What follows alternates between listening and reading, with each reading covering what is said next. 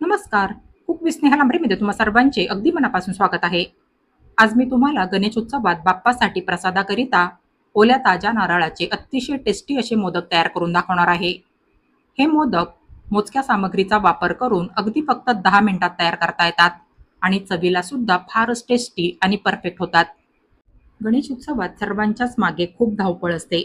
तेव्हा हे ओल्या नारळाचे सुंदर आणि स्वादिष्ट मोदक तुम्ही बाप्पाला प्रसादाकरिता अगदी झटपट तयार करू शकता. चला तर मग वेळ वाया न घालवता लगेचच आपण आपल्या आजच्या या चविष्ट रेसिपीला सुरुवात करूया. परंतु त्या अगोदर तुम्ही माझा हा चॅनल सबस्क्राईब केला नसेल, तर प्लीज माझ्या ह्या चॅनलला सबस्क्राईब करा. म्हणजे माझ्या पुढील प्रत्येक व्हिडिओच्या नोटिफिकेशन्स तुम्हाला मिळत राहतील. तर सर्वात अगोदर इथे गॅसवर मी ह्या कढाईमध्ये सुरुवातीला 2 चमचे साजूक तूप घालून घेणार आहे. आता ह्याच्यामध्ये मी हे 1 वाटी खवलेलं ओलं खोबरं घालून घेणार आहे. तुम्हाला जर खोबरं वेळीवर खावता येत नसेल, तर तुम्ही ओल्या खोबऱ्याचे तुकडे करून खोबऱ्याच्या पाठीचा भाग काढून टाकायचा आहे आणि खोबऱ्याचे तुकडे मिक्सरमध्ये बारीक दळून घ्यायचे. म्हणजे तुमचा खोबऱ्याचा चुरा अगदी मस्त असा पांढरा शुभ्र तयार होईल. त्याच्याने तुमचे मोदकसुद्धा दिसायला मस्त असे पांढरे शुभ्र दिसतील. तर लो फ्लेमवर हे ओलं खोबरं ह्याच्यातला ओलावा हलकासा कमी होईपर्यंत असं एकसारखं हलवत साजूक तुपामध्ये भाजून घ्यायचंय. असं हे ओलं खोबरं हलकंसं भाजून घेतल्यानंतर आता ह्याच्यामध्ये मी अर्धी वाटी दूध घालून घेणार आहे.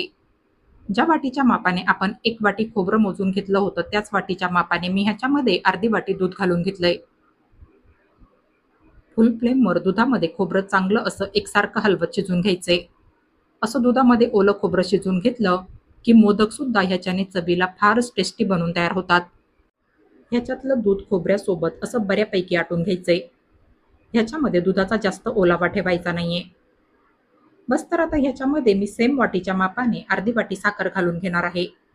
ह्याच्यातली साखर जसजशी मेल्ट होत जाईल, तसतसं हे मिश्रण तुम्हाला पातळ झाल्यासारखं दिसेल. तर ह्याच्यातलं साखरेचं पाणी देखील बऱ्यापैकी आटून घ्यायचंय. तर हे पहा, अशा पद्धतीने आपलं हे मिश्रण इथे असं एवढं घट्ट झालंय. आता ह्याच्यामध्ये मी 2 चमचे मिल्क पावडर घालून घेणार आहे. तुम्हाला हवं तर तुम्ही मिल्क पावडरऐवजी ह्याच्यामध्ये खवासुद्धा घालू शकता. त्याच्याने आपल्या ह्या मिश्रणाला बाइंडिंग आणि चव दोन्ही फारच छान येईल. तुम्हाला जर ह्या मिश्रणामध्ये मिल्क पावडर किंवा मग खवा घालायचा नसेल, तर तुम्ही ह्या ठिकाणी अर्धी वाटी दुधावरची ताजी साय घातली तरी चालेल. त्याच्याने सुद्धा तुमचे मोदक चवीला फारच टेस्टी बनून तयार होतील. यानंतर काही काजू बदाम पिस्त्याचे काप आणि पाव चमचा वेलची जायफळची पूड ह्याच्यामध्ये घालायची आहे. ड्रायफ्रुट्सचं प्रमाण हे टोटली तुमच्या आवडीवर डिपेंड राहील. हे सर्व जिन्नस लो फ्लेमवर चांगले मिक्स करून घ्यायचे. या मिश्रणाला असा हलकासा चिकटपणा आला पाहिजे. ह्याच्याने मोदकांना आकार अगदी परफेक्ट येईल. बस तर आता हे तयार केलेलं मिश्रण मी एका बाउलमध्ये काढून घेणार आहे. हे मिश्रण कोमट झालं की लगेचच ह्याचे मोदक तयार करायला घ्यायचे. कारण हे मिश्रण जर पूर्णपणे थंड झालं, तर हे मिश्रण हलकंसं कडक होईल. त्याच्याने मोदकांना म्हणावा असा आकार नाही येणार. तर मोदक बनवण्यासाठी मी या साच्याचा वापर करणार आहे. याला सुरुवातीला असं आतल्या बाजूने थोडंसं साजूक तूप लावून घ्यायचंय. म्हणजे मोदकांचं मिश्रण या साच्याला चिकटणार नाही. मोदक साच्याला न चिकटता साच्यामधून सहज बाहेर काढता येईल. तर असं या साच्यामध्ये मोदकाचं मिश्रण असं अगदी दाबून दाबून भरायचंय.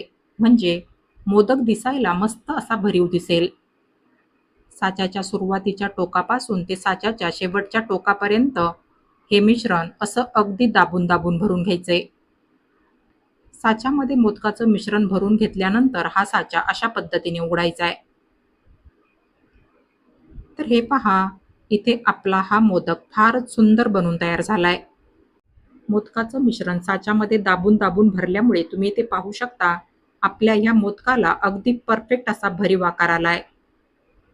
बस तर अशाच पद्धतीने मी तयार केलेल्या मोदकाच्या मिश्रणाचे सगळे मोदक तयार करून घेणार आहे.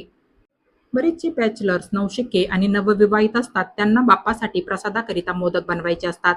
पण उकडीचे मोदक बनवणं नवशिक्यांना थोडंसं अवघड जातं.